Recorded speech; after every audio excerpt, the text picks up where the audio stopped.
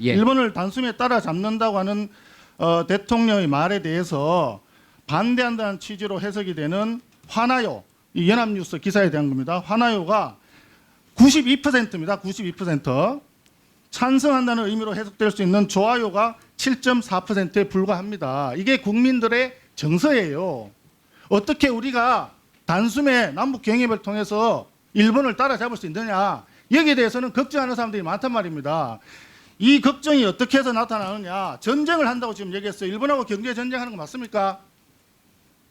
뭐 맞아요. 그렇게 저널리스트가 그렇게 표현할 수 있다고 청와대는 생각합니다. 어떻게 생각합니까? 전쟁의 요소가 있다고 생각을 합니다. 전쟁을 결정하는 것은 잘 아시다시피 국민이 결정하는 게 아닙니다.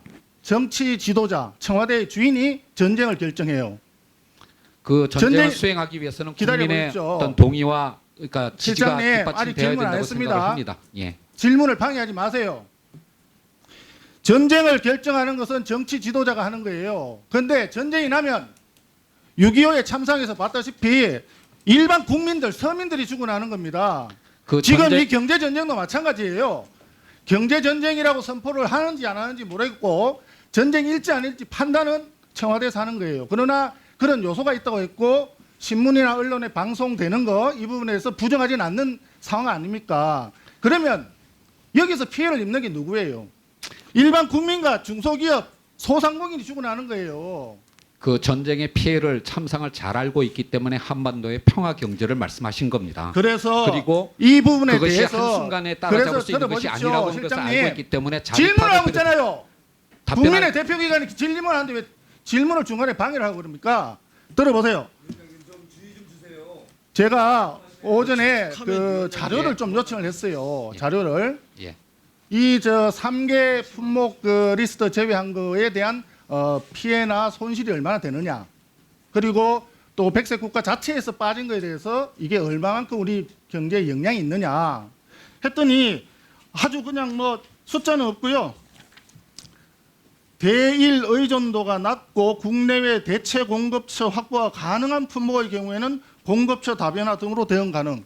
정말 무책임하게 짝이 없는 겁니다. 이런 부분에 대해서는 얘기도 하지도 않아요. 거론되는 품목들이 다 대일 의존도가 90% 이상 이런 큰 부분들입니다.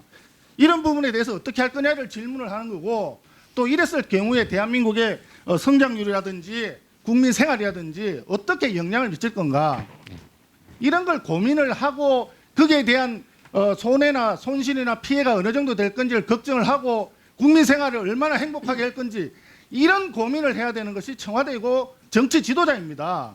그런데 청와대에 앉아가지고 일본하고 경제전쟁 한다고 죽창 들고 나서자고요. 죽창 들고 나가요. 어떻게 썼습니까?